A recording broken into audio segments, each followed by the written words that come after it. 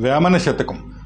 ఎంత చదువు చదివి ఎన్ని నేర్చిన గాని హీనుడవ గుణంబు మానలేడు. బొగ్గు పాలగడుగ పోవునా మలినంబు విశ్వదాభిరామ వినురవేమ.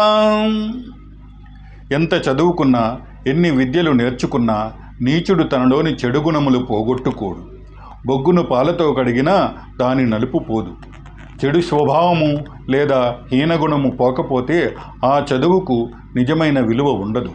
దుర్గుణాలు గట్టిగా పాతుకుపోయిన వ్యక్తి కేవలం విద్య నేర్చుకోవటం వల్లనే సద్గుణవంతుడు కాలేడు.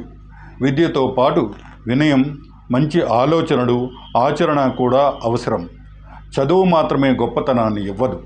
మంచి గుణాలు, వినయం, సత్ప్రవర్తన మనిషికి నిజమైన అలంకారాలు. దుర్గుణాలను విడిచిపెట్టి సద్గుణాలను అలవర్చుకున్నప్పుడే విద్య సార్థకమవుతుంది. విద్య కంటే గొప్పది సద్గుణం. చదువుతో పాటు మంచి స్వభావం ఉంటేనే మనిషి నిజంగా ఉన్నతుడవుతాడు. మరో పద్యంతో మళ్ళీ కలుద్దాం. సర్వే జనా సుఖినో భవంతు. జై హింద్.